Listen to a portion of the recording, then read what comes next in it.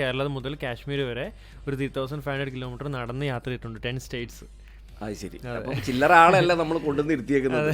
അപ്പൊ 10 state through എത്ര kilometre നടന്നു? 3500 കിലോമീറ്റർ നടന്നു. അത് ഒറ്റയ്ക്ക്? അതെ അതെ. അന്ന് ഒരുപാട് ന്യൂസ് കവറേജും കാര്യങ്ങളും കിട്ടിയായിരുന്നു. രാഹുൽ ഗാന്ധിയുടെ വയനാട് പേജിൽ പോസ്റ്റ് ചെയ്തിട്ടുണ്ട്. പിന്നെ ഇന്ത്യൻ ആർമിയുടെ പേജിൽ വന്നിട്ടുണ്ടായിരുന്നു.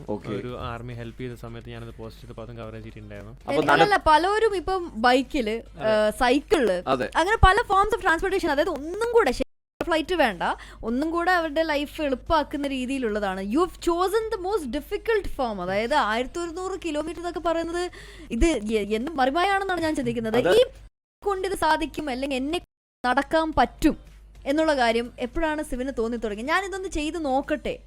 ആരെങ്കിലും മോട്ടിവേറ്റ് ചെയ്തതാണോ, അല്ലെങ്കിൽ വെറുതെ ഏതെങ്കിലും വീഡിയോ കണ്ട സമയത്താണ്? സിവിൻ എപ്പോൾ അത് ബാംഗ്ലൂർ തുടങ്ങിയ ജേർണിയിലല്ലേ, എപ്പോഴാണ് തോന്നി തുടങ്ങിയത്? ബാംഗ്ലൂർ ജോലി ചെയ്യുന്ന സമയത്താണ് ഇങ്ങനത്തെ ഒരു പ്ലാൻ മനസ്സിൽ വരുന്നത്, ട്രാവൽ ചെയ്യാന്നുള്ളത്. ട്രാവൽ ചെയ്യാൻ ഇഷ്ടമാണ്, പക്ഷെ അങ്ങനെ ഒരു ചെയ്യുന്നത്. അപ്പോൾ ഞാൻ നാട്ടിൽ നിന്ന് സ്റ്റാർട്ട് ചെയ്തപ്പം പോസിബിൾ ഫസ്റ്റ് ദിവസം തന്നെ പെയിനും കാര്യങ്ങളൊക്കെ ആയിരുന്നു, മടുത്തു.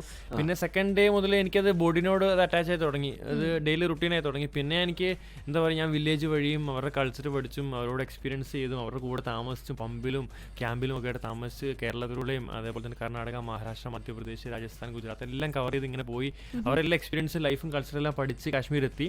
പിന്നെ അപ്പോഴാണ് എനിക്ക് ഈ ഒരു ഇഷ്ടം തോന്നുന്നത്, ഇതിനോട് നമുക്ക് ഇത്രയും എന്താ ഇൻട്രസ്റ്റഡ് ആവുന്നത് ഇങ്ങനെയാണ്.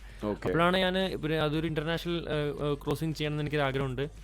അപ്പോൾ ഞാൻ വിചാരിച്ചു അങ്ങനെയാണെന്നുള്ള ഡെസേർട്ട് യാത്ര ട്രൈ ചെയ്ത് നോക്കാം എന്നുള്ള രീതിയിൽ ഇറങ്ങി. റൊണാൾഡോ അവിടെ ഉണ്ട്, റൊണാൾഡോയെ മീറ്റ് ചെയ്യാം, എനിക്കൊരു ഇന്റർനാഷണൽ ക്രോസിംഗ് ആവും, ഡെസേർട്ട് എക്സ്പീരിയൻസ് ആണ്, അറബ് എക്സ്പീരിയൻസ് കിട്ടും.